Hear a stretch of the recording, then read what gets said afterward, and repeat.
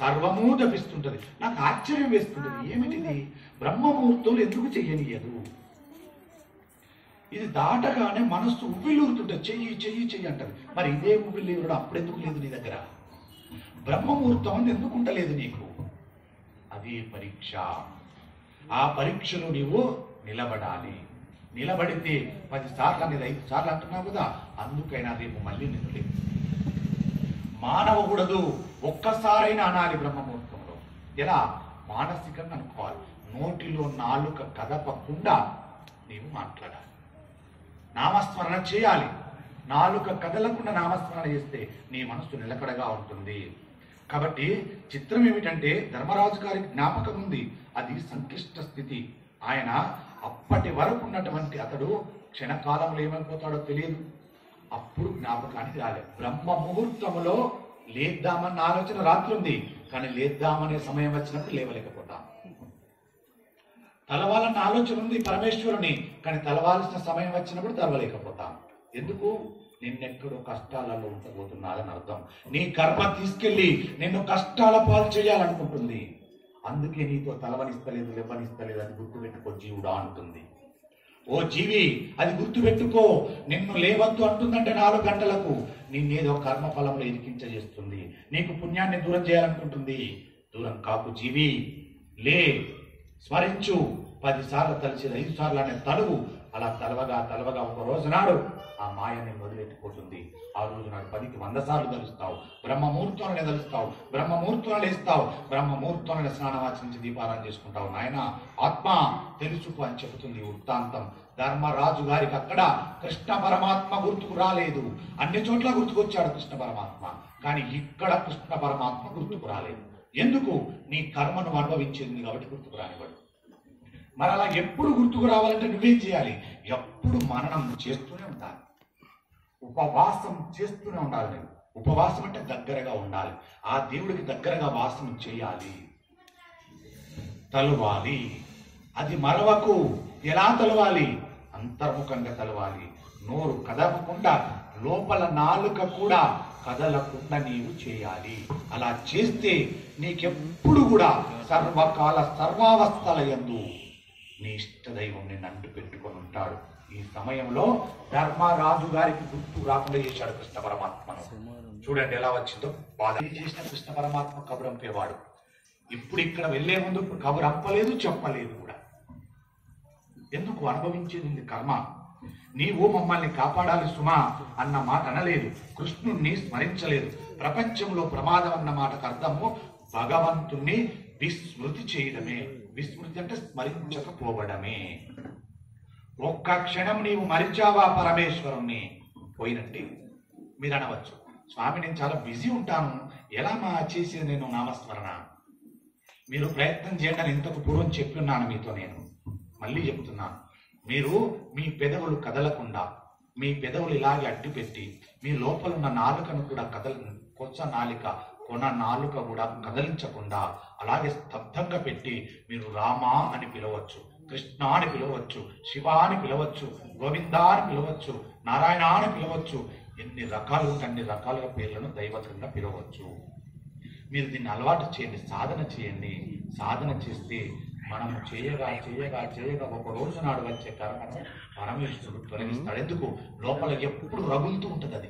శివోహం శివోహం శివోహం శివోహం శివ శివ శివ శివ శివ అంటూ రగిలిస్తే అది ప్రజ్వరిల్లి పెద్ద అగ్నిభాండారమే కూర్చుంటుంది. ఆ అగ్నిభాండారాన్ని ఆర్పడానికి ఎవడన్నా వస్తే వాడి చేతగాదిక. అంటే మరి ఆ ధర్మరాజు గారు చేయలేదా? ధర్మరాజు గారి యొక్క ధర్మం వేరు. ధర్మరాజు గారిని అడ్డు పెట్టి లోక కళ్యాణం చేయాలనుకుంటున్నాడు పరమేశ్వరుడు. అలా మనం కారణ జన్మలో మనల్ని అడ్డుపెట్టి చేసడానికి మనం కాదు, కర్మ జన్ములం మనం. కర్మలు చేసుకుని అనుభవించడానికి పుట్టినటువంటి జనులం మనం. ఆయన కారణ జన్ముడు, అది బాగా గుర్తుపెట్టుకోవాలి. ఇక్కడ తేడా ఉంటుంది. ఆయన కారణ జన్ముడు కాబట్టి ఆయనను అడ్డుపెట్టి లోక కళ్యాణానికి, పాపులను శిక్షించడానికి చేస్తున్నటువంటి పరదేవత అనుగ్రహం వల్ల జరుగుతుంది. అది మరి మనకు అలానే జరగలనా? జరగదు.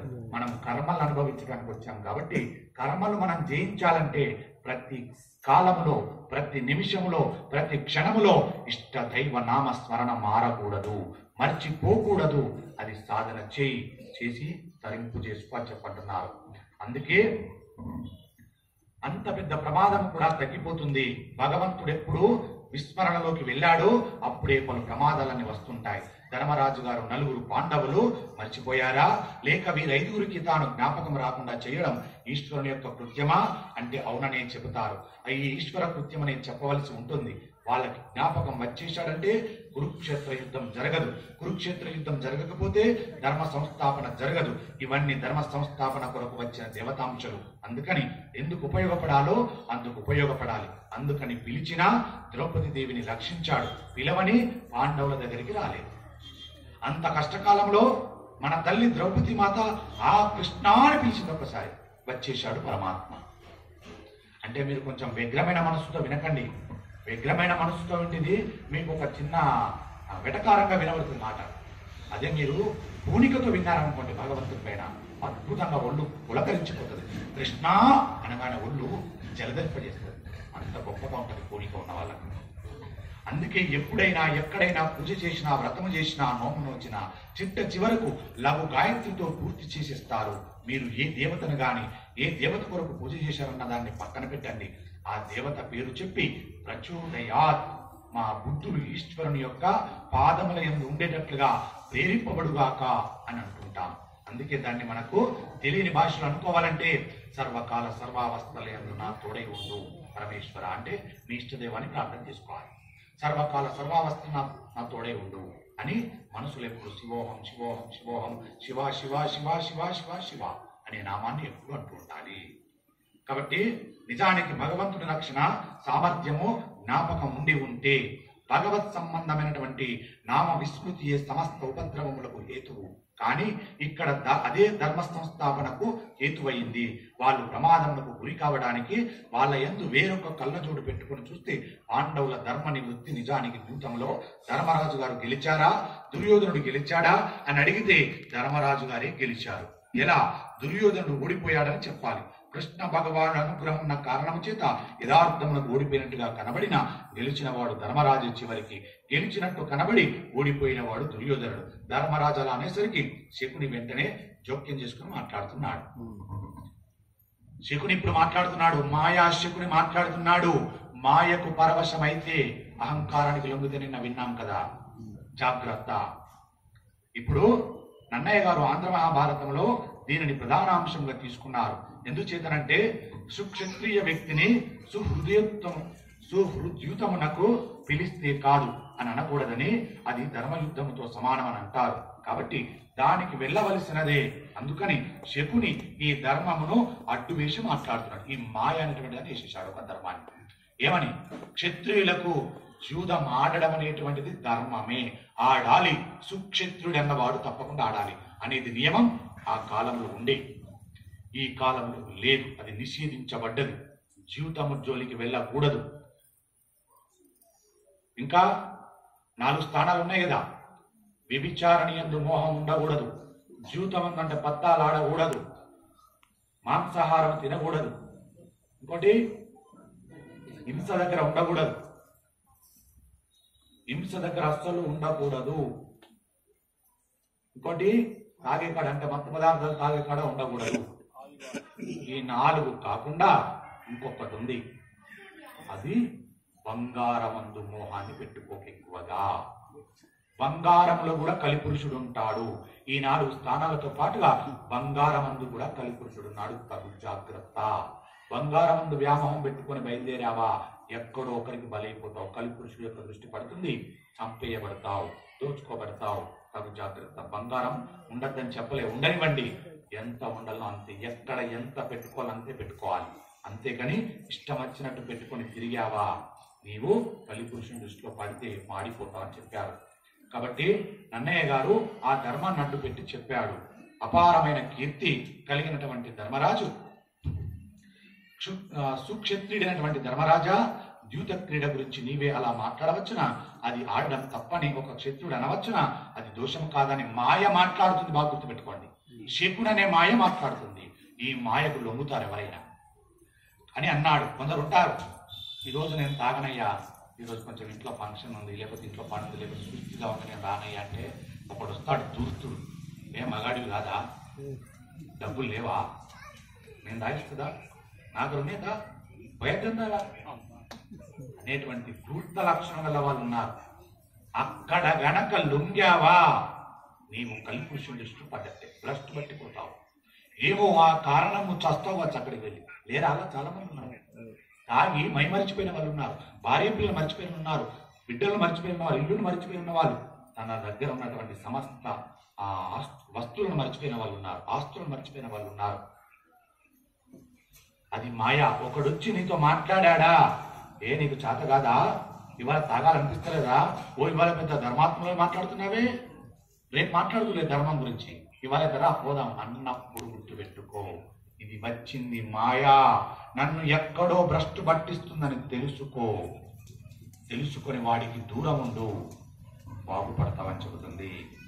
కాబట్టి ఆయన అంటాడు, ఇది ఇలా అనవచ్చునా అని మాట్లాడుతున్నాడు శకుని, అది దోషము కదూ అని అన్నాడు. అయినా ధర్మరాజు గారు తన ఆంతరమును కనిపెట్టాడు అని శకుని తెలుసుకున్నాడు.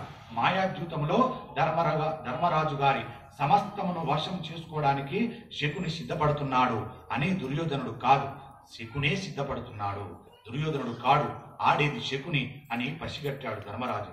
పసిగట్టి ధర్మరాజు మోసము ద్యూతము గురించి మాట్లాడుతున్నాడని తెలుసుకున్నవాడే శకుని స్పష్టంగానే ఒక మాట చెప్పాడు. బలహీనులైన వారు బలవంతులైన వారిని గెలిచేటప్పుడు నానా కపటోపాయములను పన్నుతారు, అంతేకాని అలా పన్నకుండా ఉంటారా? అవతలి వాడు బలవంతుడు, మనం బలహీనులమని తెలుసుకున్నవాడు కపటోపాయమును మిళితము చేస్తాడు, అంత మాత్రానికి దానిని మోసమంటావేమిటి? ఎంత మాట్లాడుతున్నాడో చూడండి. ఒక తప్పుడు విషయాన్ని ఎంత ధర్మబద్ధంగా మాట్లాడుతున్నాడో చూడండి. ఏం మాట్లాడు ఇక్కడ? బలహీనులైన వారు బలవంతులైన వారిని గెలిచేటప్పుడు నానా కపటోపాయములు చేస్తారు. కపటాలు ఉపాయాలు చేస్తారట బలవంతుడిని పడగొట్టడానికి. ఎంత మాట్లాడుతున్నాడో చూడండి అబ్బా. అలాగని అంతేకాని అలా పన్నకుండా ఉంటారు ఎవరైనా? బలహీనుడు ఎన్నెన్నో పన్నుతాడు, మోసపూరితమైన ఆలోచనలు చేస్తుంటాడు. అది అధర్మం అంటావేమిటి? అవతలివాడు బలవంతుడు, మనం బలహీనులము అని తెలుసుకున్నవాడు కపటోపాయమును మిళితం చేస్తాడు, అంత మాత్రానికి దాన్ని మోసం అంటావేమిటయ్యా? నేను బలహీనుణ్ణి, నేను పడగొట్టాలంటే కాళ్ళలో కట్టి పెడతా, నేను పడగొట్టాలని కాళ్ళటం పెడతా, ఇంకెన్నెన్నో ఆశలు చూపిస్తే నువ్వు బలవంతుడివి, నేను బలహీనుణ్ణి, ఇది తప్పంటావేమయ్యా అంటున్నాడు. తప్పుడు తప్పంటావా అంటున్నాడు శకుని. ఎవరా శకుని? మాయా. బాగా గుర్తుపెట్టుకోండి. గెలవటానికి ఆ ప్రయత్నం ఉండదా? అది పెద్ద దోషం అంటావేమిటి అన్నాడు శకుని. ఎంత స్పష్టంగా బయటపడిపోయాడు చూడండి శకుడు. మాయ చేసేవాడు ఇంతే బయటపడతాడు. ఇప్పుడు అన్నాడు కదా, నాకు ఇవాళ తాగాలని లేదు, వచ్చి కూర్చున్నాడు ఇంట్లో. ఏ మగాడి కాదా? తాగలేవా? మగతనం లేదా నీకు? ఏ బాధ కేవలం చిన్న కోటర్ తాగుతుందా అన్నప్పుడే అర్థం చేసుకోవాలి మనం. వీడు మనల్ని ముంచడానికి వచ్చాడు. అలానొక్క పురుషుడికే కాదమ్మా, స్త్రీల దగ్గర కూడా ఉన్నారు ఇలాంటి వారు. మంచి మాటలతో మోహంలో దించి ఉన్నదంతా ఎత్తుకుపోయే స్త్రీలు కూడా ఉన్నారు. స్త్రీలకు చెప్తలేని అనుకోకండి దయచేసి. స్త్రీలు కూడా ఇంకా చాలా జాగ్రత్తగా ఉండాలి. స్త్రీలను స్త్రీలే వంచవచ్చు. కాబట్టి కపట స్త్రీలు ఉంటారు, మాయ స్త్రీలు ఉంటారు, వాళ్ళతో తగు జాగ్రత్తగా ఉండండి. వారి మోహానికి మోహం మాయ కాకండి, వారికి లొంగ మాకండి. నిర్దాక్షిణ్యంగా పోరా అని చెప్పని వెళ్ళగొట్టండి, బయటికి వెళ్ళండి వెళ్ళగొట్టండి. లేకపోతే కాసేపు ఉన్నారా వాళ్ళు మాయకు లొంగిపోతాం, మనం లొంగిపోయి భ్రష్టు పట్టిపోతాం. దయచేసి బాగా గుర్తుపెట్టుకోండి. ఆయన ఎంత దారుణంగా మాట్లాడుతున్నాడో చూడండి. వాళ్ళకున్న చెడును అంతే స్పష్టంగా బయటపడేస్తారు. తాగితే చెడంటావిందయ్యా? ఈరోజు తాగనోడు చెడ్డవాడు కానీ తాగినోడు గొప్పోడయ్యా, తాగినోడే బలవంతుడయ్యా, బలం ఉన్నవాడే తాగుతాడయ్యా అంటే అది చెడ్డమాట కాదా? ఉన్నమాట ఉన్నట్టుగా చెప్తలేడా? దానికి ఎందుకు లొంగుతావు? లొంగకు దయచేసి. కాబట్టి బలహీనులైన వారు బలవంతులైన వారిని గెలిచేటప్పుడు అలా చేస్తారు. అయితే నన్నయ్య గారి హృదయం మనం గమనించాలి. ఈ ద్యూత క్రీడ అటువంటిది. ఒక్కసారి వచ్చి కూర్చున్న తర్వాత ఊపిలోకి దిగిపడిపోతున్నవాడు పైకి రావాలని కొట్టుకున్న కొద్దీ లోపలికి కొట్టునే ఉంటాడు.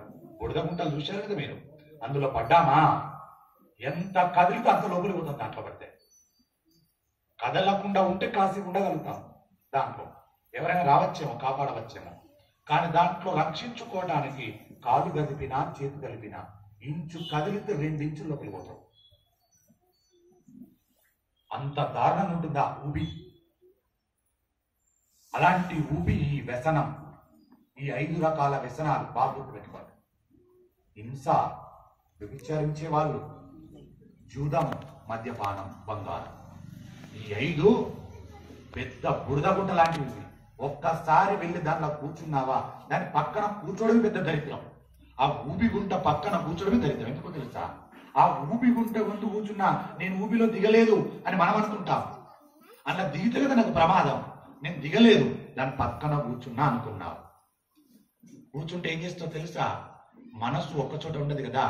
అలా ఆడుకుంటూ కాలో చేతో ఆడుకుంటూ ఏం చేస్తావంటే మనసు ఎక్కడికి వెళ్ళిపోయి నీ మీద పట్టుదప్పిపోయి చేతి అయినా ఊబిలో పడిపోతుంది, కాలైనా ఊబిలో పడిపోతుంది, లేదా నువ్వైనా జారి అందులో పడిపోతావు. ఇప్పుడు ఏమైపోయావు? అసలు దాని పక్కన కూర్చోద్దురా నాయన అంటే దాని పక్కన కూర్చొని జాగ్రత్త ఉన్నానంటావేంటి? దాని జోలికే వెళ్ళొద్దు అంటే దాని దగ్గర కూర్చొని దాగంటావేమిటి? దాన్ని తినద్దురా నాయన అంటే దాని పక్క నిలబడి తిన అంటావేమిటి? ఎక్కడో చోట నీ మనసు వ్యగ్రతను పొందుతుంది. తగు జాగ్రత్త. పడ్డావా పోయినట్టే, తగు జాగ్రత్త. అలాంటి జీవిత క్రీడ పైకి రాలేకపోయినట్టుగా ఎన్ని ధర్మపన్నాలు మాట్లాడినా పూర్తిగా అన్ని పోయే వరకు పైకి లేవలేడు. నువ్వెన్ని ధర్మ సూక్ష్మం చెప్పు, అక్కడ ఒక్కసారి వెళ్ళి కూర్చున్నాడా అక్కడ ఇక లేవలేడు. కొందరికి బలహీనత ఉంటుంది, కొందరు మాత్రం లేస్తారు, వస్తారు, పోతే పోయిందిలే అని మరోసారి వెళ్ళదు. కొందరు ఉంటారు బలహీనం, వారికి బలహీనత. 100 పోయిందా, ఈ 100 సంపాదించాలని 200 పెడతాడు. 200 పోయిందా 500 సంపాదించి 5 పెడతాడు. 5 పోయిందా 10 పెడతాడు. 10 పోయిందా 100 పెడతాడు. ఇలా పెడుతూ ఇల్లు, ఆస్తులు, భార్య, పిల్లలు అందరూ తాకట్టు పెట్టేస్తుంటారు. అది అలాంటి ఊబి. ఆ ఊబిలోకి ఇంత కదిలినా అంతకు 2 లోపల లాగుతుంది ఊబి. అది అలాంటివి 5 సూత్రాలు. ఈ 5 దగ్గర ఎప్పుడు ఉండక ఎక్కువగా. ఈ 5 ఏ ఒక్కడున్నా మిగతా 4లోకి వెళ్ళిపోతావు. ఇది భాగవతంలో అద్భుతంగా చెప్తున్నారు గురువు గారు. కాబట్టి తగు జాగ్రత్త అంటారు. కాబట్టి వ్యసన బలం అటువంటిది అని నిరూపించడం నన్నయ్య గారి హృదయం. అలా కాకుండా ఆయన వ్యాస హృదయం అనుసరించి ధర్మమును కట్టుబడ్డాడని చెప్పడం సంస్కృత భారత హృదయం. కాబట్టి జూదం ఆడడం నీకు భయమైతే మానివేయవయ్యా అన్నాడు. ఇది ఏదో అవతల వారిని కవించినట్టుగా వచ్చిన మాట. నేను ఎంత చెప్పినా నువ్వు డబ్బులు పెట్టకయ్యా, ఈరోజు నేనే ఖర్చు పెడతా రా అన్నావుడు వస్తువులు అంటే నీకు తాగాలని లేదు, పోతే పో మాని, నేను పోతున్నది ఆయన చదవగాని వాడు నీకేం తాగుతలేదు అని 2-3 మాటలు అంటుంటే మనం ఎప్పుడు కానీ పౌరుషానికి పోవద్దక్కడ. పౌరుషానికి పోయామా చచ్చినట్టే లెక్క. ఇక్కడ అదే చేస్తున్నాడు శకుని. మాయ శకుని చేస్తున్నాడు, మాయ పన్నుతున్నాడు. ఓ నీకు ఆడక అనిపిస్తే పో.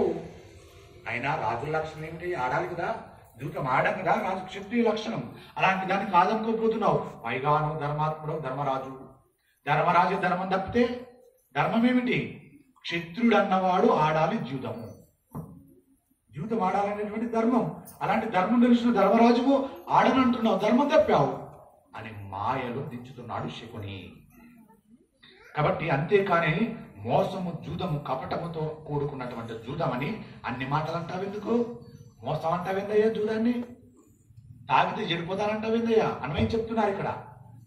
తాగితే మత్తు వస్తుంది అంటున్నావు, చెడిపోతానంటున్నావు, లివర్ ఖరాబ్ అవుతుంది అంటున్నావు, నీ కిడ్నీలు ఖరాబ్ అవుతాయి అంటున్నావు, లోపల లంగ్స్ ఖరాబ్ అవుతాయి అంటున్నావు, నీ శరీరం పోతుంది అంటున్నావు, అన్ని అమ్మేసుకోండి అంటున్నావు. ఇవన్నీ మాట్లాడతావయ్యా ధర్మ సూక్ష్మాలు?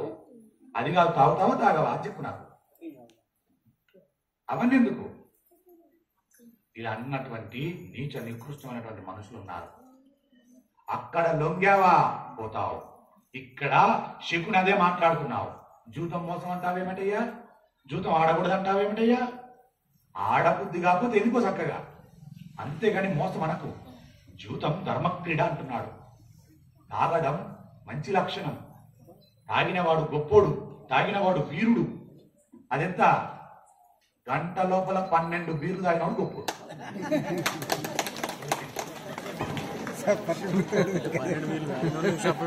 ఆయన ఆనందాన్ని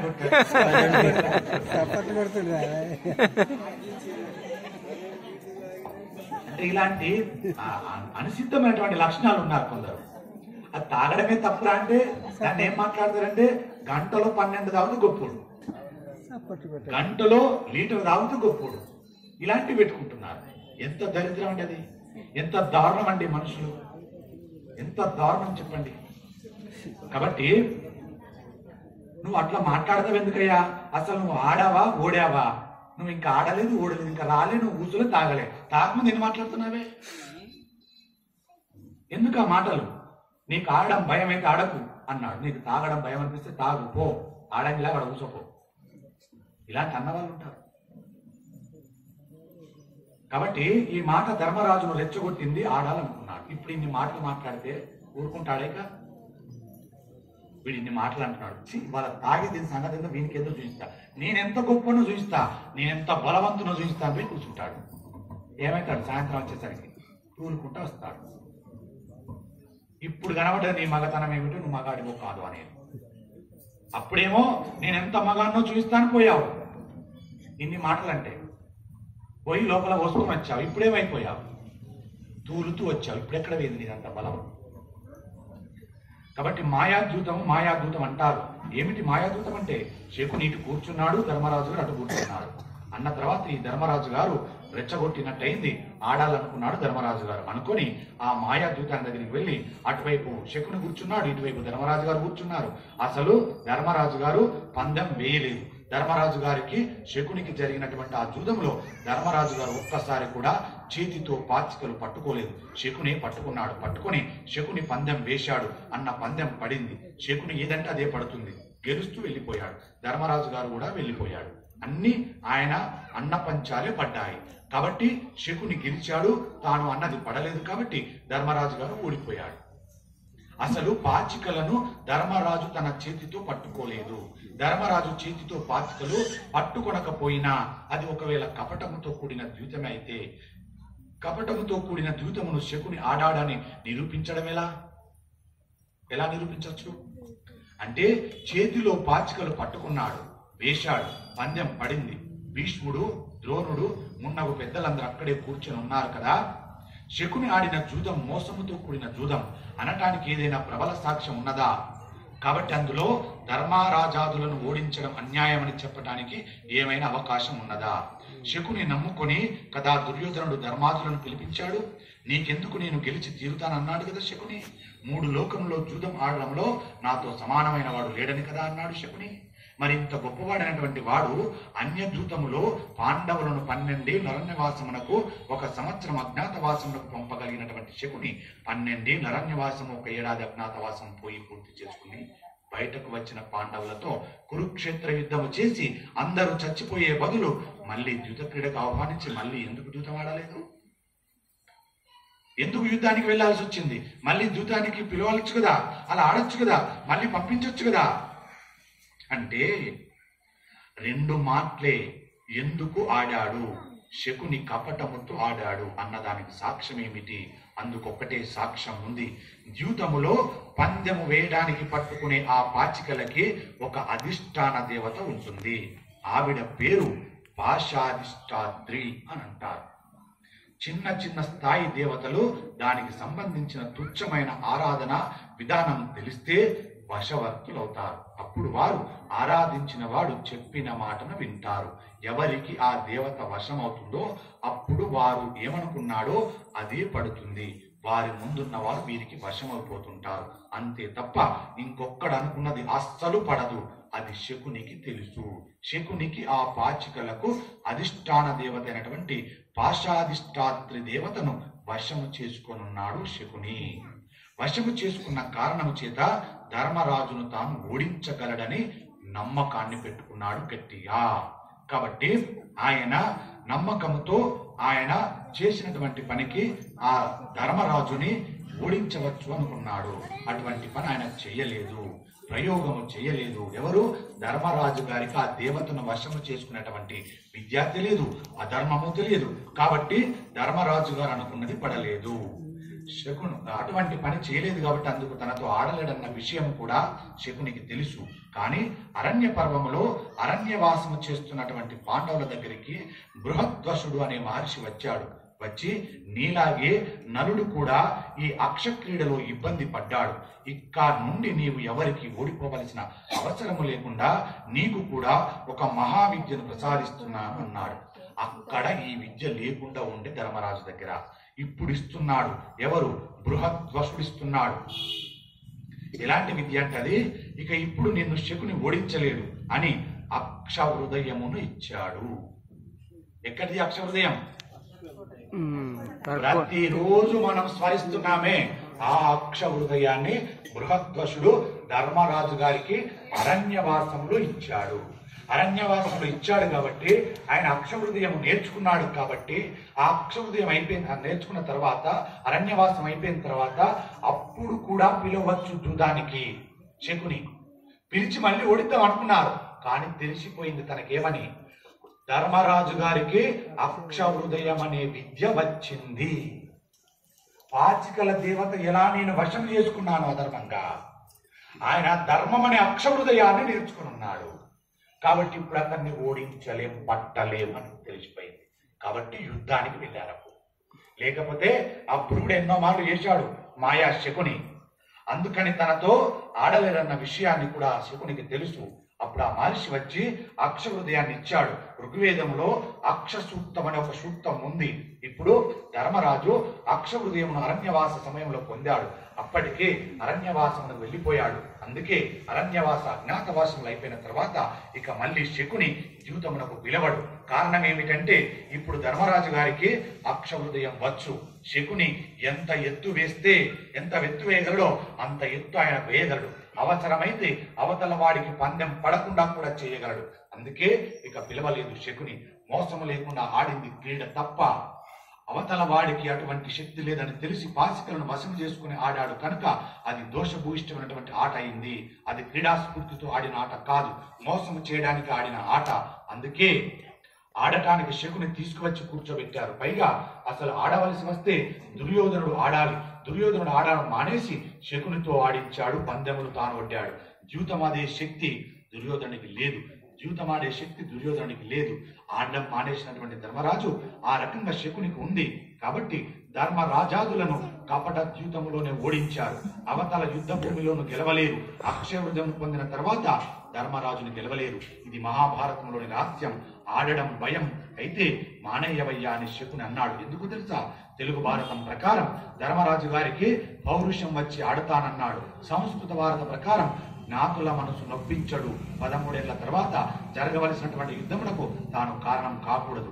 జ్ఞాతులు అప్రీతి పొందకూడదు. అందుకే ఆడుతానన్నాడు. అప్పుడు దుర్యోధనుడు అంటున్నాడు, మాట్లాడుతున్నాడు, ధర్మరాజు యొక్క హృదయం అది, వ్యాసుని యొక్క హృదయం అది, నన్నయ్య గారి యొక్క హృదయం అది, కపటం మాయ శకుని యొక్క హృదయం అది.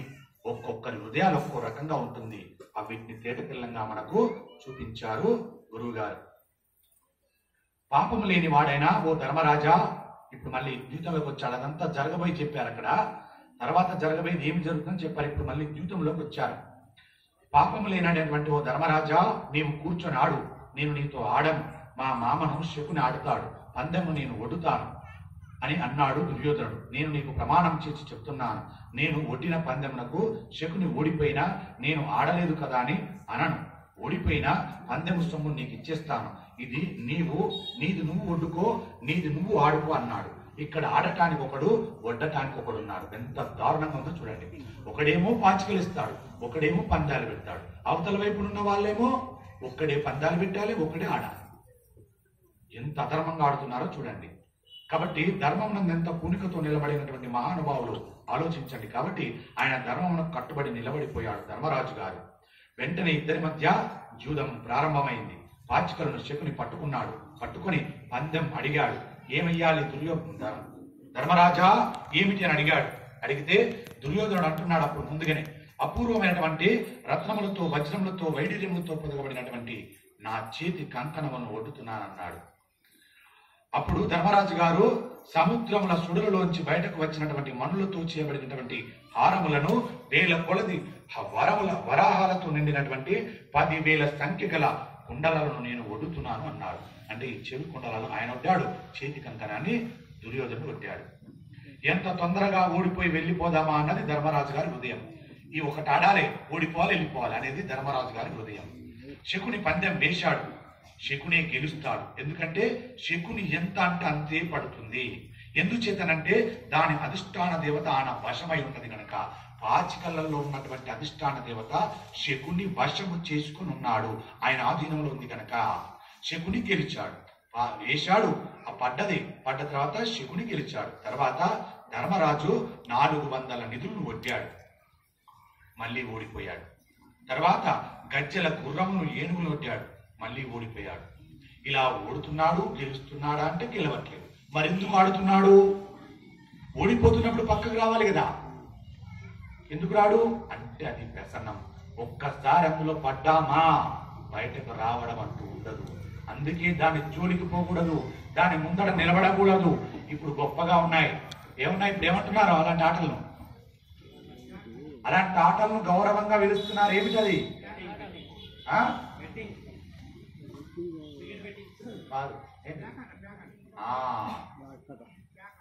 క్లబ్బులు అంటున్నారు. క్లబ్బులలో ఆడేది ఇదే. అందులో పోవాలంటే మెంబర్షిప్ ఉండాలి, అందులో పోవాలంటే డబ్బు బాగా ఉన్నవాడు ఉండాలి.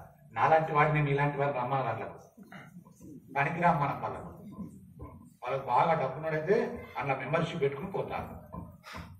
అలాంటి కుటుంబాలు కూడా నాకు తెలుసు. ఓ తల్లొచ్చి ఏడ్చింది, అయ్యా మేము కోటీశ్వర్లం, మా ఆయన క్లబ్లో మెంబర్షిప్ ఉన్నదంతా అమ్మేశాడు, ఇవాళ ఉన్న ఇల్లు కూడా అమ్మకటానికి సిద్ధం పెట్టాడు.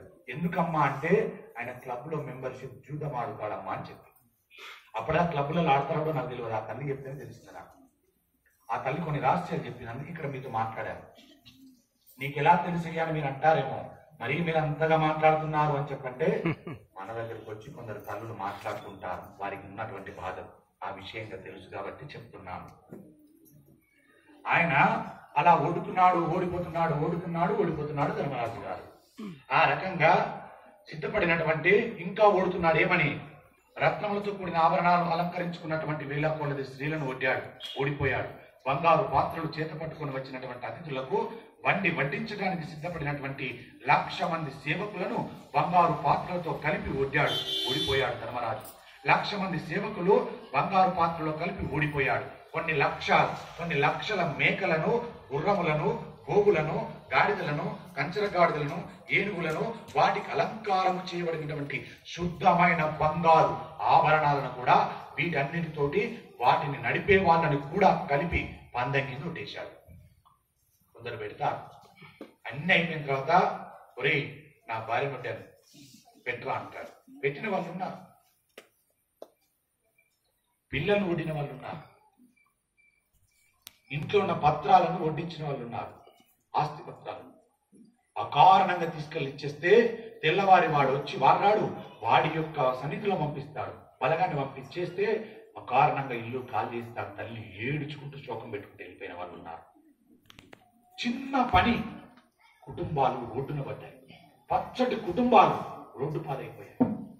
రాత్రి కోటీశ్వరుడిగా వెళ్ళాడు, తెల్లవారు వచ్చేసరికి బికారిగా వచ్చేసాడు. చగు జాగ్రత్త, జీవితాలతో చగు జాగ్రత్త. ఆ రకంగా ఆయన అన్నింటినీ ఒడ్డుతున్నాడు ధర్మరాజు గారు అన్ని ఓడిపోతున్నాడు. ఒక్కొక్క దాని చొప్పున సమస్తము కోల్పోతున్నారు ధర్మరాజు గారు. విదురుడు చూస్తున్నాడు, మాయాద్యూతం నడుస్తుంది. ఇంకొక 5 నిమిషాలు గడిచిపోతే చెప్పనందుకు పాపం నాకు వస్తుంది, నేను మంత్రిని కాబట్టి నేను చెప్పాలని విదురుడు అనుకొని వెంటనే గబగబా ధృతరాష్ట్రుడి దగ్గరికి వెళ్ళాడు విదురుడు. ధృతరాష్ట్రుడు ఆయన వెళ్ళగానే విదురుడు రాగానే ఆయనే అడుగుతున్నాడు, ధృతరాష్ట్రుడు ఎవరు ఓడుతున్నారు, ఎవరు గెలుస్తున్నారు, ఎవరు ఆడుతున్నారు, తన కొడుకు గెలుస్తున్నాడా అని అడుగుతున్నాడు తప్ప అలా ఆడవచ్చునా అని మాత్రం అంటలేదు. ఎంత దుర్మార్గపు ఆలోచన చూడండి ధృతరాష్ట్రుడి. ఆయన అంటున్నాడు, వెళ్ళి అడగగానే ఎవరు ఓడుతున్నారు, ఎవరు గెలుస్తున్నారు, ఎవరెవరు ఆడుతున్నారు, తన కొడుకు గెలుస్తున్నాడా? గెలుస్తాడు, నా కొడుకే గెలుస్తాడు కాబట్టి మురిసిపోతున్నాడు ధృతరాష్ట్రుడు. విదురుడు వెళ్ళి ధృతరాష్ట్రుడితో అంటున్నాడు, అలా మాట్లాడుతున్నటువంటి ధృతరాష్ట్రంతో, ఇప్పటికైనా నా మాట విను ఓ నీచ నికృష్టమైనటువంటి ధృతరాష్ట్రం. ఆయన మాట్లాడతాడు, ఎందుకంటే ధర్మాన్ని పట్టుకున్నవాడు తన తమ్ముడే గనక మాట్లాడుతాడు. ఆయనకుండే అవకాశం ఎప్పుడు మాట్లాడతాడు తెలుసా? ఎవ్వరూ లేనప్పుడు మాట్లాడతాడు, సభలో అలా మాట్లాడాడు. రాజా అని పలుకుతాడు ఆయన విదురుడు. అందులో ఎవరు లేరు అక్కడ, కాబట్టి అక్కడ వెళ్ళి మాట్లాడుతున్నాడు. ఏమని? ఇప్పటికైనా నా మాట విను, అర్జునుడిని పిలిచి దుర్యోధను దగ్గరికి పంపించు. అర్జునుడు ధర్మం తెలుసున్నవాడు, దుర్యోధనుని ఆపగలడు. ఇప్పటికైనా ద్యూతక్రీడను ఆపు చేయవలసిందని చెబుతాడు. ద్యూతం ఆగిపోతుంది, అక్కడితో ఆపు. ఇంకొక అడుగు ముందుకు వెళితే ఇక రక్షకులు లేరు, ఎవరు ఆపలేరు. మహాయుద్ధం సంభవిస్తుంది, సర్వనాశనం అవుతుంది. నేను మాత్రమే కాదు, సమస్త ప్రజలు, ఈ భూమిని పరిపాలిస్తున్నటువంటి సర్వరాజులు నశించిపోతారు. ఆ స్థాయి తెచ్చుకోకు. ధృతరాష్ట్ర, నా మాట విను. ధృతరాష్ట్ర మహారాజా, వెంటనే జోక్యం చేసుకో అని మహారాజా అంటున్నాడు. ఓ నీచ నికృష్టమైనటువంటి ఆలోచన కలిగిన ధృతరాష్ట్ర, విను అంటున్నాడు. ఒక మాట చెప్పగానే వినేవాడిని మహారాజా అంటారు, వినని వాడిని ఇలానే మాట్లాడతారు. నా మాట విను. ఈ దుర్యోధనుడు పనికి మాలిన వాడు, వాడి బుద్ధి అంతా కాపట్యమే, వాడి బుద్ధి అంతా మోసమే. పాండవుల జోలికి వెళుతున్నాడు, అత్యంత ప్రమాదంలోకి జారిపోతున్నాడు. గెలుస్తున్నానని అనుకుంటున్నాడు, కాని వాడు పెను ప్రమాదం తీసుకొస్తున్నాడు. గెలుచుకున్నది తాత్కాలికం, తర్వాత నీ కడుపున పుట్టిన 9 పుత్రులు నశించిపోతారు. నా మాట నమ్ము. ఇప్పటికైనా ఈ జూదమును ఆపు చెయ్యి. నీవు ఇప్పుడు ఈ జూదమును ఆపేస్తే జనులందరూ భయమును పోగొట్టుకుంటారు. యుద్ధాన్ని పోగొట్టుకోగలిగినటువంటి స్థితి ఇప్పుడే ఉంది. ఇప్పుడు దాడితే రాధిక. ఓ ధృతరాష్ట్ర, ఓ మహారాజా, వెళ్ళు, ఆపు అని విదురుడు మొత్తుకుంటున్నాడు. వేళ దాటినట్లయితే, నీవు ఊరుకున్నట్లయితే ఇది రక్షించగలిగిన వారు ఎవ్వరూ లేరు. పాడైపోయేది నీ బిడ్డలే, నువ్వే గుర్తుంచుకో. జోక్యం చేసుకొని ఈ యుద్ధ క్రీడను ఆపు చెయ్యి. నీవు మహారాజువి, నీవు మాట్లాడనప్పుడు మేము మాట్లాడకూడదు. నీవు చెప్పడమే తప్ప ఆపగలిగిన అధికారం మాకు లేదు. మహారాజా, జోక్యం చేసుకో అంటున్నాడు విదురుడు. ధృతరాష్ట్రుడు ఏమి వినబడనట్లు ఊరుకొని తన కొడుకు గెలుస్తున్నాడని మురిసిపోతున్నాడు. ఇన్ని మాటలు మాట్లాడితే ఈ చెవికి ఎక్కట్లేదు. ఎందుకు? పోయే కాలం దాపురిస్తే అలానే ఉంటుంది. వాడు తాగుకు బానిసైనప్పుడు వద్దురా వద్దురా అని తల్లి చెప్తుంది, తండ్రి చెప్తారు, వినడు. భార్య మొత్తుకుంటుంది, పెళ్ళైతే వినడు. గురువులు మొత్తుకుంటారు వద్దు అని, అయినా వినడు. ఎందుకు? వినాశనకాలి విపరీత బుద్ధి అంటారు. విపరీత బుద్ధి నీకు కలుగుతుంది. ఇంతమంది చెప్పినా వినట్లేదు అంటే పోయే కాలం దాపురించిందని అర్థం. తొందరలో తను పోతాడని అర్థం పెట్టుకోండి దయచేసి. ఎంతమంది చెప్పినా వింటలేడంటే వీడికి చావు దగ్గరలో ఉందని అర్థం చేసుకోండి. వాడి మీద ఆశలు వదులుకోండి. తగు జాగ్రత్తగా ఉండాలి.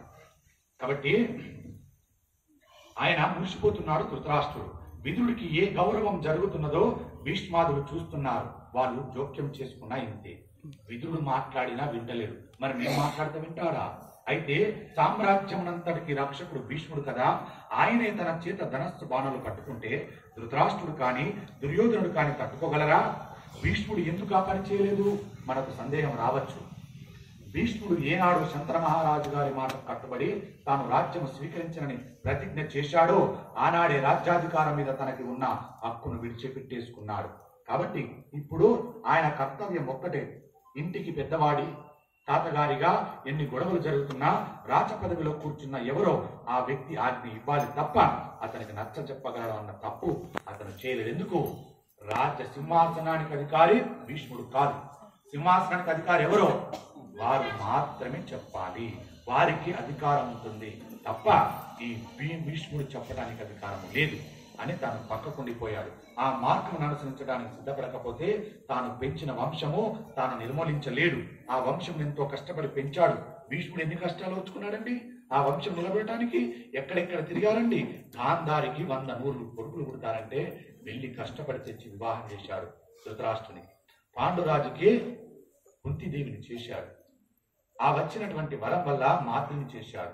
అప్పుడు వాళ్ళు లేరు. ఆ తర్వాత 5 పాండవులు వచ్చారు. వీరికి 100 కొడుకులు వచ్చారు. సింహాసనం మీదుగా రాజు లేకుండా పోలేదని సంతోషపడుతున్నాడు. అలాంటి సమయంలో ఇంత కష్టపడి ఈ సామ్రాజ్యాన్ని నిలిపితే ఇవాళ ఎటువైపు వస్తుంది ఈ సామ్రాజ్యం? ఏమి చేసుకుంటున్నారు ఈ సామ్రాజ్యంలో? ఏమి జరుగుతుంది ఈ సామ్రాజ్యంలో? ఇంకొక మార్గం లేదు. పైగా కృష్ణ భగవానుడికి అగ్ర పూజ జరుగుతున్నప్పుడు కృష్ణ పరమాత్మ అవతార వైభవం ఏమిటో స్పష్టంగా చెప్పిన వారు భీష్మాచార్యుల వారు. అటువంటి భీష్ముడికి కృష్ణావతారం ఎందుకు వచ్చిందో తెలుసు. కురుక్షేత్ర సంగ్రామమును ఆపలేమని కూడా తెలుసు భీష్మాచార్యుల వారికి. ధర్మం నిలబడుతుంది, అధర్మం నశించిపోతుందని కూడా తెలుసు. దానికి దుర్యోధనుడు దారి ఏర్పరుచుకుంటున్నాడని కూడా తెలుసు. అటువంటి స్థితిలో భీష్ముడు లేచి ఏమి మాట్లాడగలడు? అయితే ఆ సమయంలో భీష్ముడు సభను విడిచిపెట్టి వెళ్ళిపోవచ్చు కదా అని మనం అనుకోవచ్చు. కానీ అలా వెళ్ళకూడదు. సభను మధ్యలో విడిచిపెట్టి వెళ్ళిపోవడం అన్నింటికన్నా పెద్ద అమర్యాద అవుతుంది. సభ జరిగేటప్పుడు మధ్యలోని వెళ్ళిపోతే సభను అవమానించినట్టు అవుతుంది. దయచేసి గుర్తుపెట్టుకోండి. ఎంత గొప్ప మాట చెప్తుంది చూడండి. మీరు సభలోకి వచ్చి కూర్చున్నారు, సభ మధ్యలోకి వెళ్ళిపోకూడదు. అది అగౌరవపరిచినట్టు. అది భీష్మునికి తెలుసు. కాబట్టి మీరు చెప్పినది మంచి మాట అని మీకు నమ్మకం ఉంటే దానిని వినడి వాడు సిగ్గుపడాలి. అవతలి వాడు వినలేదని మీరు సభను విడిచిపెట్టి వెళితే మీకు సభా మర్యాద తెలియదని గుర్తు. తాను చెప్పిన మాట ఎవరో వినలేదని సభను విడిచిపెట్టి వెళ్ళిపోవడం అన్నది సదాచారముగా సనాతన ధర్మం నందు గుర్తించబడలేదు. సభను విడిచిపెట్టి వెళ్ళిపోకూడదు. సదాచార సత్పురుషుడను నేను మంచి మాటలు చెబుతున్నాను అన్నవాడే సభను విడిచిపెట్టి వెళ్ళిపోతే సదాచారం నందు లేనిక, మంచి మాట వినబడలేదిక అన్నవాడికి సభలో మరింత స్వేచ్ఛ కల్పించినట్టు అవుతుంది. అటువంటి వాడికి అప్పుడు అతని ఇష్టం వచ్చినట్టుగా వ్యవహరించడానికి మరింత అవకాశం ఇచ్చినట్టు అవుతుంది. అప్పుడు అవకాశం ఇచ్చిన పాపము ఆ అవకాశం ఇచ్చిన వాడి ఖాతాలో పడుతుంది. సభ యొక్క మర్యాద తెలిసి ఎవరో ఏదో అన్నారని సభ మధ్యలోకి నిలిపోయావా, ఆ పాపం నీ ఖాతాలోనే పడుతుంది. అది గుర్తుపెట్టుకొని చెప్తున్నారు ఇక్కడ. కాబట్టి మీరు సాక్ష్యంగా ఉంటారు. అటువంటి సభ నుండి వెళ్ళిపోకూడదు. కాబట్టి కూర్చోవాలి. అందుకని భీష్ముడు సభను విడిచిపెట్టలేదు. ఆ క్షణమనందు మాట్లాడలేదు. మనకున్న వ్యగ్రత వేరు, మనకున్న అచ్చి ఆలోచనలు వేరు. మనం ఎందుకంటే ధర్మాన్ని పట్టుకోలే, మనం పరధర్మాన్ని పట్టుకోలే. మనం ఎప్పుడు చూడు పరధర్మాన్ని పట్టకుండా, స్వధర్మంలో ఉండకుండా ఇష్టం వచ్చిన రీతిలో ప్రవర్తించిన వాడి ఆలోచనలు ఎప్పుడు ఇలానే ఉంటాయి. అలా ఉండకూడదని చెబుతుంది సభాపర్వం. సంస్కృత భారతంలో ఈ సందర్భంలో భీష్ముడు చాలా మాట్లాడాడు. నన్నయ్య గారి భారతంలో మాత్రం 2-3 వాక్యాలే మాట్లాడాడు. కానీ సంస్కృత భారతంలో మాత్రం భీష్మాచార్యుల వారు అద్భుతమైనటువంటి ప్రజ్ఞతో మాట్లాడారు. ఆయన ఏమి పూర్తిగా మాట్లాడకుండా ఉండలేదు.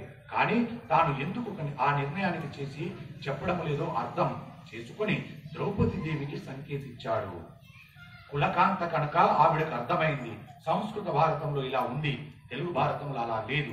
అలా కాదు, భీష్ముడు చాలా తక్కువ వాక్యములు మాట్లాడాడు అని సంస్కృత భారతంలో ఉంది. విదురుడు చెప్పిన మాటలను ధృతరాష్ట్రుడు వినలేదు. వినకుండా ఉంటే విదురుడు దుర్యోధనుడి వంక తిరిగి ఇవాళ గెలుస్తున్నావు, కానీ లోకమునకు రేపు తెలియదా? హృదయ దూతముతో శకుని పందెం వేయించి మాయాద్యూతం వేయించి ఆడవలసిన అవసరం ఏమున్నది? అది సరదాగా ఆడేదైతే నీవే ఎందుకు కూర్చుని ఆడలేదు? శకుని చేత ఎందుకు పందెం వేయించావు? నీవెందుకు పందెం ఓడావు? నీ ఒడ్డావు. ఈ విషయమును లోకం అడగదా? అనుమానం రాదా లోకానికి? అప్పుడు శకునిది మాయాద్యూతం అన్న విషయం పైకి రాదా? పైకి వచ్చిన నాడు లోకమంతా నిన్ను చీ అంటుంది. నీ ధర్మం నశించిపోతుంది. ధర్మం నశించిపోయిన తర్వాత నీవు సంపాదించిన ఐశ్వర్యం శాశ్వతమైన అనుభవంలోకి రాదు. గుర్తుపెట్టుకో ధృతరాష్ట్ర, విను. ఇప్పటికైనా లే, ఆపించు. ఆ ద్యూతమును ఆపు. ఇంకా వద్దు, ఇంకా ఆలస్యం చేయకు. ఆపు ఆపు అని ఎంతో ప్రాధేయపడుతున్నాడు విదురుడు. నీకున్నది కూడా నశించిపోతుంది, ఐశ్వర్యం పోతుంది, జూదం ఆపు చెయ్యి అన్నాడు. అంటే దుర్యోధనుడు లేచి అంటున్నాడు. ఈ మాట దుర్యోధనుడికి విన్నాడు. విని ఆయన అంటున్నాడు, ఏమిటి విదురా, నువ్వు ఎప్పుడు విదురా పెద్దనాన్న చిన్నాన్నను పట్టుకొని పేరు పెట్టి పిలుస్తున్నాడు. ఇది సంస్కారం. ఇట్లా ఉంటుంది కొందరు సంస్కారం. చిన్నాన్న పిలవచ్చు కదా, విదురా అని పిలుస్తున్నాడు. ఏమిటి నువ్వు పాండవుల గుణములు కీర్తిస్తావు, ఎప్పుడు చూడు వాళ్ళ పక్షపాతివి. పాండవులు గొప్ప వాళ్ళు అంటావు, మమ్మల్ని పనికి మాలిన వాళ్ళని తిడుతూ ఉంటావు, ఎప్పుడు మమ్మల్ని నింద చేస్తావు. ఇక్కడ తింటున్నావు, భోగములన్నీ ఇక్కడివి, ఇక్కడ పుచ్చుకుంటున్నావు, ఇక్కడే ఉంటున్నావు. ఏ ఇంటి అన్నం తింటున్నావో ఆ అన్నం తింటున్న ఇంటి తరపున మాట్లాడడం చేత కాదా నీకు అని ఇంత పెద్ద మాట అన్నాడు. మా ఇంట తింటావు, మా ఇంట ఉంటావు, మాకు విరోధంగా మాట్లాడతావు, మా శత్రువుల గురించి గొప్పగా మాట్లాడతావు, ఇదేనా నీకు చేతనయ్యేది అని అంత పెద్ద మాట అన్నాడు. అనేసరికి పెద్ద నల్ల త్రాసును తీసుకువచ్చి ఒడిలో పెట్టుకుంటే ఎలా ఉంటుందో నీలాంటి వాడు ఇంట్లో ఉంటే అలా ఉంటుందని ఇంకొక పెద్ద మాట అన్నాడు విదురుణ్ణి. పెద్ద నల్ల త్రాసును తెచ్చి ఇంట్లో పెట్టుకుంటే ఎలా ఉంటుందో నీలాంటి వాడిని మా ఇంట్లో ఉంచుకున్నందుకు అలాగే ఉంది అన్నాడు. కాటు వేస్తుంది కదా, అది పామే కదా. నీవంతే. ఉపాయంతో గెలవడం భూపతుల విద్య కాదా? నీకు తెలియదా?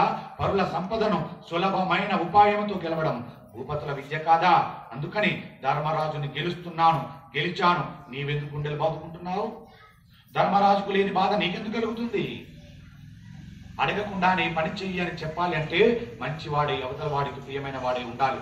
నీవు మాకు అటువంటి వాడివి కావుగా. నేను నిన్ను అడిగానా? నువ్వెందుకు మాట్లాడుతున్నావు? నేనేమి చెయ్యాలో చెప్పమని అడిగానా? నేను అడిగినప్పుడు కదా నువ్వు ఎందుకు మాట్లాడుతున్నావు? నేను అడిగినప్పుడు మాట్లాడు, నేను అడగకుండా నువ్వు మాట్లాడుతున్నావు. నీవెక్కడ ఉండాలో అక్కడే ఉండు.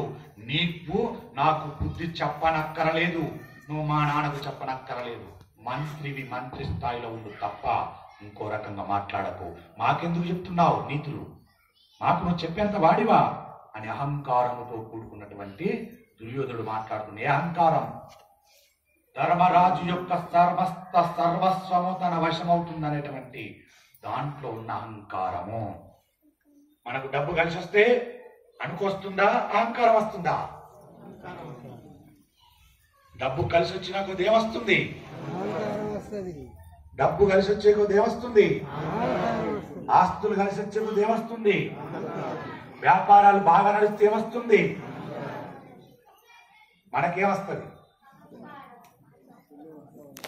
మనకేం రావాలి?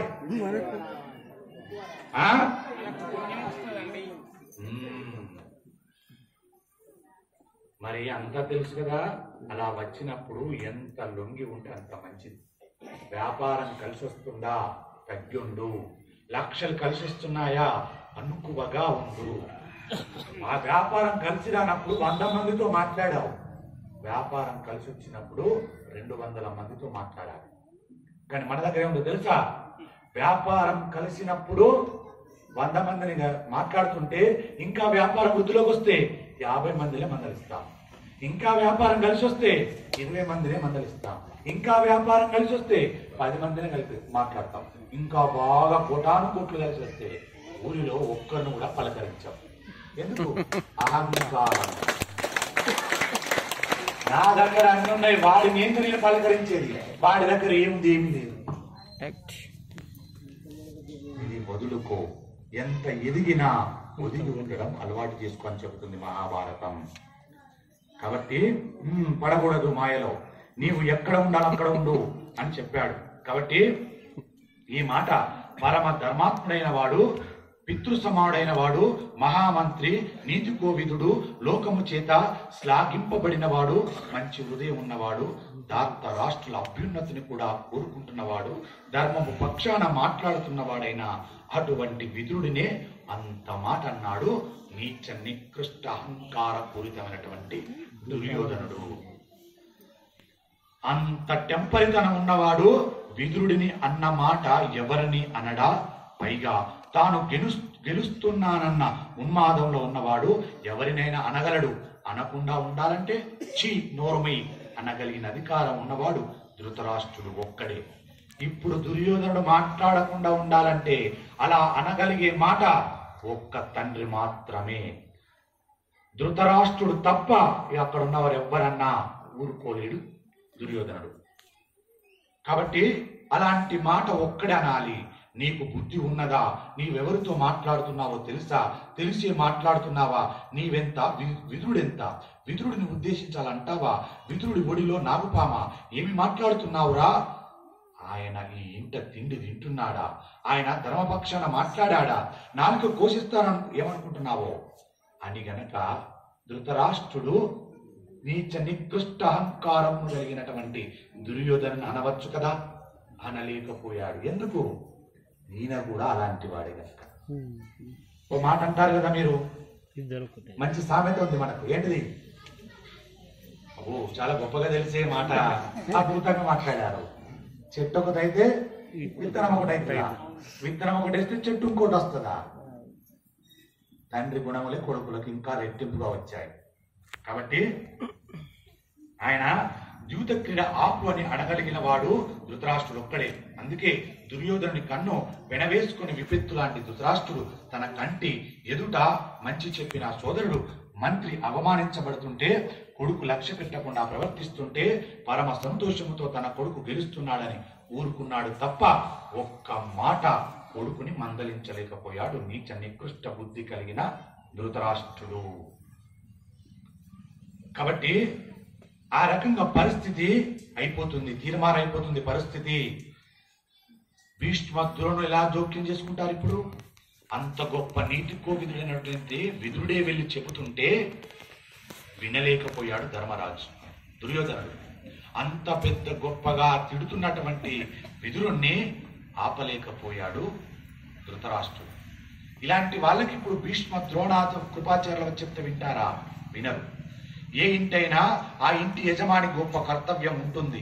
పరిస్థితులు దూరం వెళ్ళిపోకుండా ఉండాలి అంటే ఇంటి యజమాని ఎంత విచక్షణాధికారంలో ప్రవర్తించవలసి ఉంటుందో, తన భార్యను, తన బిడ్డలను ఇంటి గౌరవం కోసము ఎలా నిలబెట్టుకోవలసి ఉంటుందో మహాభారతం మనకు నిరూపమానం చేస్తుంది. ఒక యజమాని ఎలా ప్రవర్తించాలి? దారి తప్పుతుందన్నప్పుడు మందలించాలి. అది భార్యనైనా పిల్లలైనా కొట్టకుండా ఉండకూడదు, కొట్టాలి, శిక్షించాలి దారి తప్పారన్నప్పుడు. కానీ మనం ఏం చేస్తున్నాం? అబ్బో కొడితే వాడెక్కడ ఇల్లు వదిలిపోతాడు, వాడెక్కడ ఆత్మహత్య చేసుకుంటాడు, కొట్టకూడదు పిల్లలని మనసులో పెట్టుకుంటే ఏమైతుంది? వాడు చేసింది తప్పు అని నీకు తెలిసింది, కానీ నువ్వేమనకపోయేసరికి అది ఒప్పు అని వాడికి తెలిసిపోయింది. దాన్ని అలానే చేస్తూ చేస్తూ పెరిగి పెద్దవాడయ్యాడు. తర్వాత ఏమైంది? నీ కొంప కొల్లేరైపోయింది, నీ కొంపకు అగ్గి పెట్టేశాడు. ఎవడు? నువ్వు కన్న పిల్లలే. నిన్న అకారణంగా రోడ్డు పాలు చేసేశారు. ఆనాడు కొడుకును ఏడిపించలేక ఈనాడు నువ్వే ఏడుస్తున్నావు. ఆనాడు ఒక్క దెబ్బ కొడితే కొడుకు ఏడ్చేవాడు, కానీ బుద్ధికులకు వచ్చేవాడు. ఆనాడు కొట్టక ఏడిపించక ప్రేమకు పోయి ఇవాళ నీవే అధోగతి పాలైపోయావు. ఎందుకు పనికిరాని వాడి అయిపోయావు? అందుకే ఇంటి యజమాని చాలా జాగ్రత్త అని చెబుతుంది మహాభారతం. తర్వాత విదురుడు దుర్యోధన లోకంలో ప్రియమైనటువంటి మాట అన్ని వేళలా ప్రియంగా చెప్పడం కుదరదు. ఒక్కొక్కసారి ప్రియమైన మాట కఠినంగా చెప్పవలసి వస్తుంది. కఠినంగా చెప్పినా అందులో ప్రియమైన మాట ఉన్నది. అది నా అభ్యున్నతి కోసం చెప్పారని గ్రహించగలగడానికి హృదయమనందు సంస్కారం ఉండాలి. నీకు ఆ సంస్కారం ఉంటే నేను ఇలా ఎందుకు అన్నాను అని నీకు అర్థమై ఉండేది. నీవు నా మాట ఎందుకు వింటావు? నీవు ఎవరి మాటలు వింటావన్నా దాన్ని బట్టి నీ అభ్యున్నతి నిర్ణయించబడిపోతుంది. నువ్వు నా మాటలు వినవు, నువ్వు ఎవరి మాటలు వింటావో నీవు ఆడుతున్న ఆట చెబుతుంది. దీనిని పర్యావసనము ఏమిటన్నది కాలం నిర్ణయిస్తుంది. ఇది చాలా చాలా ముఖ్యమైనటువంటి విషయం సుమా అన్నాడు విదురుడు. అలాగే తండ్రి కూడా మందలిస్తాడు, తల్లి మందలిస్తుంది, కానీ పిల్లవాడు వినడు. ఎవరి మాట వింటాడు పిల్లవాడు? తనను చెడగొట్టే స్నేహితుల మాట వింటాడు తప్ప తల్లిదండ్రుల మాట వినడు. ఎందుకు వినకుండా అయ్యాడు? చిన్నతనంలోనూ మందలింపు చేయకపోవడం వల్ల అయింది. చిన్న పిల్లగా ఉన్నప్పుడే నీవు మందలించలేకపోయావు, నీ పిల్లలకు చెప్పుకోలేకపోయావు, అప్పుడు ప్రేమట వచ్చింది. ఇవాళ వయసు అడ్డొస్తుంది, రేపు నీ రోడ్డు మీద పడిపోవడానికి అడ్డంగా పడిపోతావు. అదే చెబుతుంది మహాభారతం. కాబట్టి జాగ్రత్త. మన పక్కన చేరిన వాడు ఎటువంటి వాడు, వాడి గుణములు ఎటువంటివి, వాడి స్వభావం ఎటువంటిది అన్న దానిని బట్టి ఎప్పటికైనా మన అభ్యున్నతిని కానీ మన పతనాన్ని కానీ నిర్ణయించబడుతుంది. దుర్యోధనుడు దుశ్శాసుని, కర్ణుని, శకుని ఇలాంటి వాళ్ళను పక్కన చేర్చుకున్నాడు, పక్కన చేరిపోయి అలాంటి వాళ్ళు చెప్పిన మాటలే వింటున్నాడు. విదురుడు చెప్పిన మాట ఒక్కనాడు ఒక్క మారు కూడా వినడు. భీష్ముడు చెప్పిన మాట వినడు, ద్రోణాచార్యులు చెప్పిన మాట వినడు, కృపాచార్యులు చెప్పిన మాట వినడు. విదురుడి కీర్తి తగ్గిందా? వినకపోయిన వాడే నశించాడు కదా. మరి విదురుడు చెప్పాడు, కానీ విదురుడు చెడిపోలే కదా. వినని వాడు చెడిపోయాడు దుర్యోధనుడు. చెడు మాట చెప్పిన వాడిది తప్పు కాదు. చెడు మాట ఎవరి పరాకు వాళ్ళ చేతిలో ఉంది. మీరు అభ్యున్నతులకు రావాలంటే మీరు జాగ్రత్త పడాలి. చెడ్డవాణ్ణి తెలిసి కూడా వాడి మాట వినకూడదు, వాడిని పంచన చేర్చుకోకూడదు, వాని దగ్గరికి రానివ్వకూడదు. దగ్గరికి రానిస్తే అది మరింత ప్రమాదకరమైపోతుంది, నీవు సర్వనాశనం అవుతావని చెబుతుంది శాస్త్రం. కాబట్టి మనిషి పతనము ఎక్కడ ఉంటుందంటే మనిషి పక్కన చేరే వాళ్ళను బట్టి ఉంటుంది. నీ అభ్యున్నతి ఎక్కడ ఉంటుందంటే నీ పక్కన ఉండే వారి యొక్క స్థితి గతులను బట్టి ఉంటుంది. నీతో స్నేహం చేసే మంచి గుణాలను బట్టి ఉంటుంది. అది జాగ్రత్తగా పట్టుకో. ఎవరిని పడితే వారిని పట్టుకుంటే పక్కన భ్రష్టు పట్టిపోతావు, చెడిపోతావు. కాబట్టి ఆయన అన్నాడు, ఏమంటున్నాడంటే తెలిసి ప్రమాదం తెచ్చుకుంటున్నాడు. ఒకరు చెప్పినా వినలేదు. శారీరకంగా మనిషి పక్కన ఎలా ఉండాలో, ఎంతవరకు ఉంచుకోవాలో అంతవరకే ఉంచుకోవాలి తప్ప జీవితంలో తెలిసి తీరాలి, లేకపోతే పేరు ప్రమాదాలు వస్తాయి. ఇప్పుడు ధర్మరాజు గారు ఒక్కొక్కటి ఒడ్డుకుంటూ వెళ్ళిపోతున్నాడు, ముందుకు ఓడిపోతూ ఉన్నాడు. నన్నయ్య గారి ఆంధ్ర మహాభారతం అనుసరించి వ్యసనం బాగా తలకెక్కిన ధర్మరాజు ఎన్నింటిని ఓడిపోతున్నా సరే అందులోంచి బయటకు వద్దామని అనుకుని వాడేవాడు కాదు. కానీ వ్యసనమునకున్న లక్షణమే అది. అన్నీ పోతున్నా మరలా దానిలో ఇంకా గెలవగలననే తాపత్రయము నిలబెట్టి ఉంచుతుంది. దానికి ఉన్న చెడ్డ బుద్ధి అదే, వ్యాకాటకున్నటువంటి చెడ్డ గుణం అదే, జీవితమునకున్నటువంటి చెడ్డ గుణం అది. ఇప్పుడు ప్యాకాట్ వచ్చింది, అప్పుడు జీవితం పాచికలు వచ్చాయి. కాబట్టి తగు జాగ్రత్త. జాగ్రత్తగా ఉండు. అందుకే మనము బయట పడదామన్నా పడలేకపోతుంటావు. వ్యసన మనకు వశుడైపోయిన వాడు అన్నింటినీ ఓడిపోయి ఇబ్బందుల పాలవుతాడు. కాబట్టి ఆ రకంగా ఆయన ఊడుతూ వస్తున్నాడు ధర్మరాజు గారు, వేస్తూ వస్తున్నాడు శకుని. ఈ రకంగా వేస్తూ ఆ రకంగా ఓడిపోతూ ధర్మరాజు గారు ఇంకా ఎన్నెన్ని ఒడ్డుతాడు, ఇంకా ఎంతెంత ఓడిపోతాడు అన్నది ఆ పరమేశ్వరుడికే తెలియాలి. ఆ ధర్మరాజు కూడా తెలియదు, మనకు కూడా తెలియదు. కాబట్టి రేపు ఏమేమి ఒడ్డుతాడో అవి తెలుసుకుందాం. ఈ రోజున ఒడ్డిన కాడికి చాలు అని చెప్పుకొని ఈ రోజు సెలవు తీసుకుందాం. మహాభారత